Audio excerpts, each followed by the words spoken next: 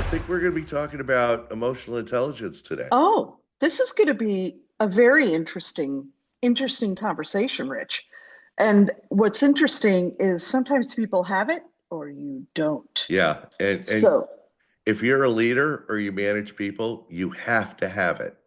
right, I right. I deal with a lot of my clients on this. I teach this. I teach this at a Yeah. workshop. So And this is one of the biggest factors I bump into when I begin working with a new client. This is right in there. So it'll be interesting to talk about the different elements of it. So yeah, fantastic. the whole idea is there's EQ, which is emotional intelligence. Then there's IQ, which is what you know. And a lot of people focus more on IQ. So Yeah. And you got to focus on EQ too. yeah. And, there's a lot of studies that show that, high EQ leaders outperform those who just have the technical skills. So, it's all about managing those relationships, handling the stress, and making, better decisions for sure, right? But how do you feel EQ has impacted your success or your failures? This is interesting, right? Yeah, I as a coach, I work with a lot of leaders, and I usually find if I had to bucket more CIOs and CTOs and CFOs have the IQ, they have the knowledge, the technical skills, but Gotcha. they always need help with their EQ, the emotional intelligence. They need the empathy, the people skills, the interpersonal skills to work with people. And Mhm. that's what we mainly work on. So that's a huge area of my coaching. Yeah. And I think that what I see is in the meetings that we have with clients, there are just certain people who excel at this. We have an account director that is unbelievably intuitive and has that ability to read the room, understand what's happening, take care of everybody's needs. And it's fantastic to see in when you see a leader able to handle this type of thing. Yeah, and it's this isn't something I when I do workshops on this, I go, it's not something you're born with. Just Yeah, like IQ, technical skills, EQ is a learned behavior. It's learned yeah, how to do it. So for people, I'm not really good at it. Well, you can get better at it. So right, right. today we're going to be taking you through four areas of EQ that have to do with small businesses. The first one is we're going to explain what it is and go a little bit deeper. The second, we're going to focus a little more on how EQ helps you in leading your people. The third area, one I think you're going to love, is how EQ helps you with sales and clients. Hmm. And then finally, the most important, how EQ helps you with stress and being resilient. So, So excellent. I'm going to dive right in. The first one is really just understanding emotional intelligence. It's really three things. It's pretty easy to understand. What you have to imagine is you're a small business. How do you care about this? EQ is the ability to recognize, understand, and manage your own emotions while influencing the feelings of others. So, obviously, this comes up in every interaction with employees, with customers, and partners. And it really requires emotional awareness. So, it's something, as Rich was saying, learned behavior fantastically. Every day you can improve on this. Um, how does the self-awareness influence decision making in the leadership? Oh my gosh, like all the time. Recognizing your biases, stress triggers, emotional reactions. It helps you just lead more clearly. You're think of yourself as a leader who might lack this self-awareness. They often have such impulsive decisions and struggle to meet trust. You've been in that situation before, right, Rich, where you just cannot believe what a person might do, right? absolutely. Yeah, Oh, trust is huge with EQ. Yeah. yeah. And can EQ be developed or can you be born with it? You know what? I go back and forth with Rich on this. I believe that you are born with a certain skill set, like you have a certain amount of it. Just as in IQ, you're smart. You know, you're able to learn quickly. You're able to do it quickly. I believe that you're what's in it, just like any other muscle, you just have to work it. You've got to learn more. You got to learn about mindfulness, feedback, and practice. So I don't know. I feel that you're born with some of it, and it's that ability to train yourself to be better. Yeah, EQ, I hope we've explained EQ. If you want to learn a little bit more, there's Emotional Intelligence 2.0. It's a great book. It has assessments in there to help you Mhm. not only see where you are with EQ, but how to become better. So let's dive into the second area, emotional intelligence in leadership and working with your people. It really comes down to three things. This whole podcast is about three things. Um, there are common leadership mistakes that stem from having a low EQ or emotional intelligence. Um, like BJ talked about, it's reacting emotionally instead of responding strategically. Um, we do that when we're tired. We do that when we're frustrated. We do that when we're lost. But EQ helps you respond strategically. Second is like failing to read the team morale and Yes. pushing them too hard, or oppositely, not enough. So EQ helps you read the team morale more effectively and you push them just the right amount. And then finally, it's an inability to handle conflict productively, leading to disengaged employees. You're always going to have conflict when you deal Yeah. with people. Emotional intelligence helps you deal with it more effectively. So, how do emotionally intelligent leaders handle conflict differently? Well, number one, they listen first and they seek to understand before reacting. That's the stepping back and asking questions and listening. Second, they separate the issue from the emotion and it allows a more rational resolution. Okay. So you're really defining what's the problem. Let's get rid of the emotion here and look at what the real problem is. And then finally, emotional intelligence allows you to provide feedback in a way that builds people up rather than tearing them down. When you respond reactively, you tear people down. Emotional Right. intelligence or EQ helps you provide feedback that builds people up. And then finally, what's the impact of EQ on team morale, on more importantly, retention and the overall company culture? Well, teams with high EQ leaders experience better engagement, collaboration, and job satisfaction. It's been proven. And I've seen it for the last 15, 20 years in coaching.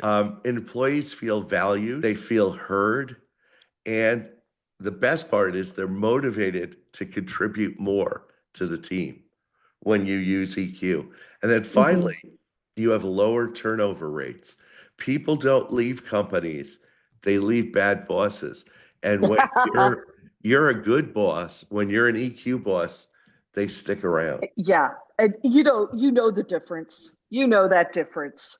It's that person who just feels they badger you, they're micromanagers, they're in your face, all that kind of stuff.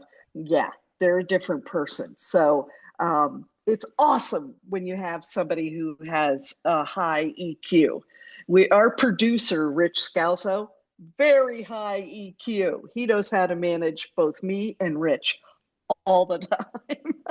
I'm going to take you into number three, which is the role of EQ in sales and client relationships. That's my role at my company. And I feel that emotional intelligence really helps to close deals and also build long term client relationships. How do you use it? Well, it's understanding clients' emotions helps it really helps to tailor your approach and your messaging. So all those initial meetings that you have an ability to kind of understand them and understand how you're going to be working with them. And what is fantastic is clients, potential clients, they buy on emotion and they justify it with logic. So if you can imagine EQ, IQ working together, EQ allows you to connect on an emotional level first, and then they will follow that up with IQ, which is fantastic. Number two, let me explain a couple of the ways that clients' emotions, um, you can read them and then you can adjust your approach in real time. Really watching people, and this was something Rich has stressed so many times to us as a group, it's pay attention to people's body language, their tone, their word choice. Really see how they're kind of navigating through the meeting. The best thing you can do is kind of mirror their energy. If they're reserved, don't overwhelm them. Don't get so excited and that type of thing. But if they are excited and they are enthusiastic about what you're working on, match that, because then the connection is so much stronger for sure. The best thing you can do is ask questions to clarify their concern. Instead of assuming you know all their pain points, there might be things that are really bothering them, and you need to be in there and listen, which is one of the first key points we made, right, Rich? Yeah, absolutely. And like I said, when you're working with your team, you need to ask questions and understand. It's the same with clients. Too many people, when they're selling, sell, sell, sell. And it's like, no, no, no, understand what the client's problem is. And that's how EQ can help you. Yeah, and this goes with a relationship that you might have a relationship with a demanding client, and you need to turn that into a loyal one. So yes, at first they might come over demanding. I find sometimes clients when they first meet with us are kinetic.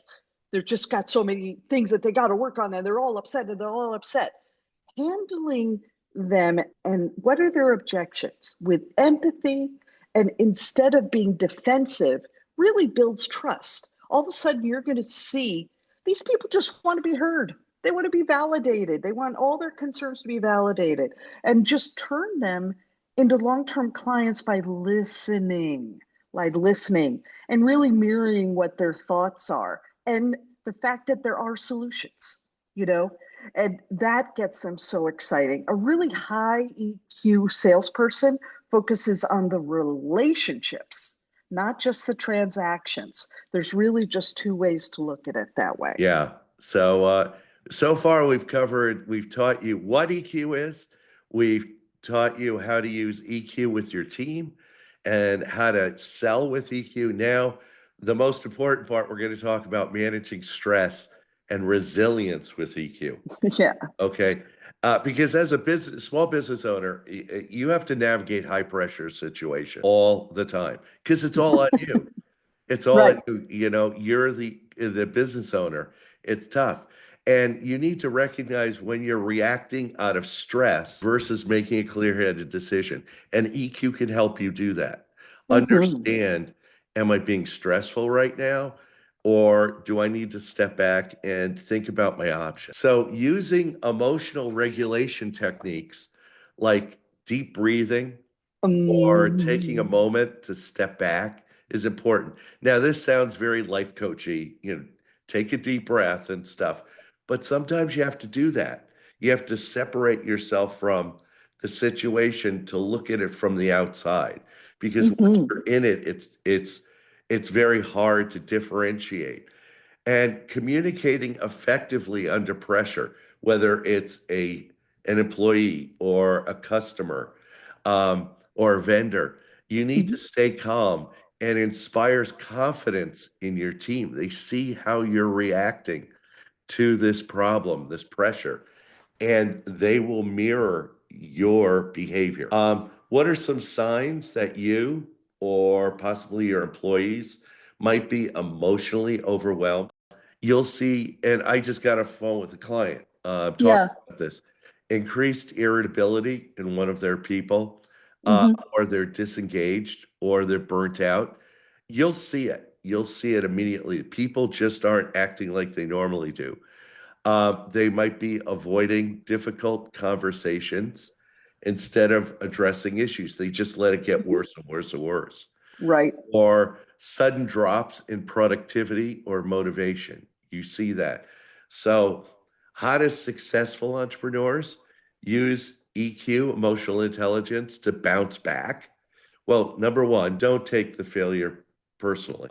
Setbacks are learning experiences. I always say business or work is solving problems. So you're always going to have problems. So look at each problem as a learning experience, as a challenge. The second way successful entrepreneurs use EQ is they practice self compassion. Appreciate yourself, Gosh, yeah. appreciate where you've brought your business. You know, I tell people most businesses go out of business within the first year or two. BJ, how long have you been in business? Going on 20 years. Okay. Yep. When was the last time you patted yourself on the back and said, you know what? Damn, 20 years. Whoa. Most Holy cow. so how many businesses did you and I see in BNI? People Oh, come and go. I know. And a lot of it, I have to say, is they don't have the right balance of Yeah. EQ and IQ. Yeah. And there's a lot of they're resting in the negative. Yeah. They rest in the negative, and they don't seek that support from a mentor or a peer or a team. You know, Yeah. BNI was all about helping each other, Yeah. and they would be like a little silo or a, standing way over here. And it was always so noticeable. And you and I would go, uh-oh, uh-oh. Yeah, it was funny. There were people in BNI that would talk about, oh, life is great, business is wonderful. There are times where I would, because I go, they're lying.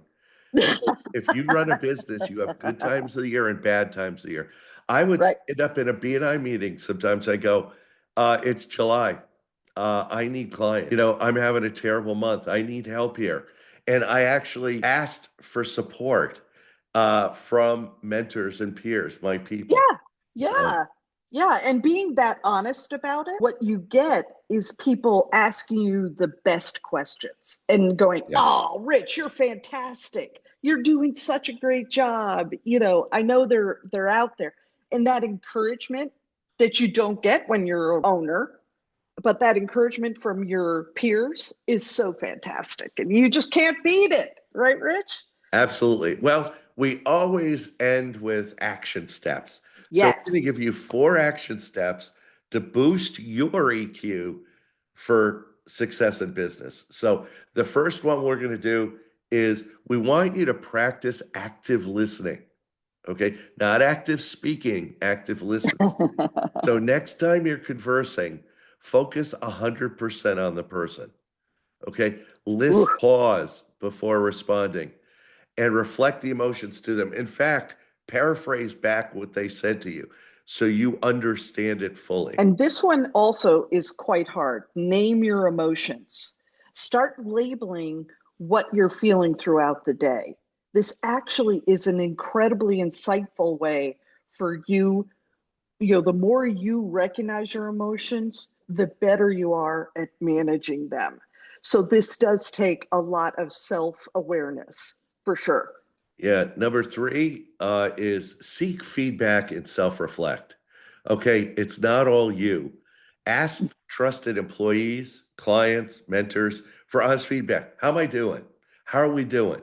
Can we do anything better on handling tough situations? Okay. Identify patterns and work on weak spots. You know what the weak spots are, the weak times, the weak people, the weak actions, the weak products. Mhm. Identify those patterns to help you seek feedback and self reflect. Yeah. And the fourth thing is pause before reacting. When you're faced with a challenging situation, just take a deep breath before responding. President Kennedy always used to acknowledge the question. He would say, "That's a very good question. Let me think about that." It reminds me a lot about Bubba. Well, when he did that, it gave him enough time to think it through before responding. And he always got back to responding, which was a very interesting technique. The book that Rich mentioned absolutely kind of covers this component for sure. Isn't that right, Rich? Yeah, absolutely. I'm writing a book right now. I'm almost done, actually. Oh, so And psyched. there's a chapter in it where I talk about Tom Cruise.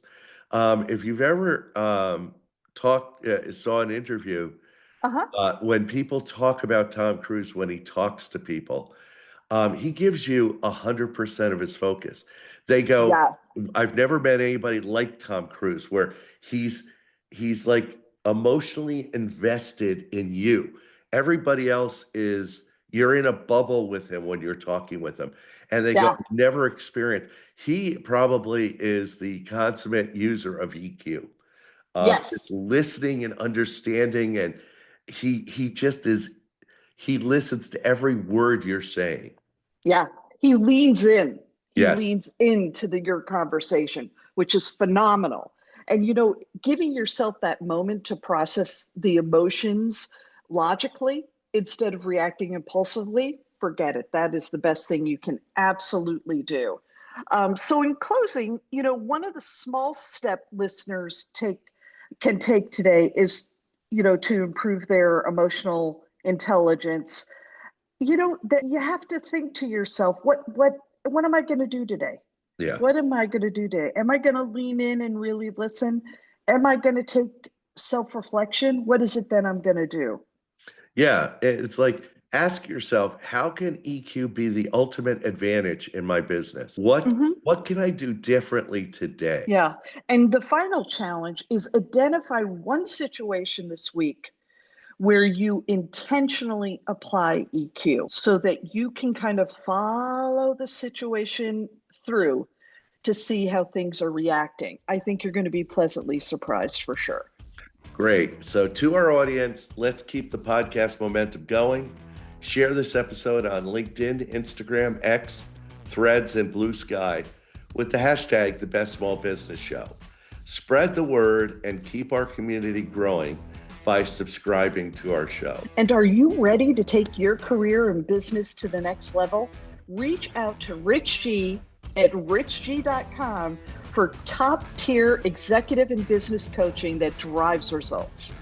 And for all things brand marketing and website design, contact my podcast partner, BJ Flagg, at newrenew.com and make your marketing remarkable. And we cannot end this podcast without a big shout out to our editor, our producer, and our big EQ guy, Richard Scalzo, for making us sound so professional in every episode. Folks, have an unbelievable week. Crush those goals, read those books, and we'll catch you at the next episode.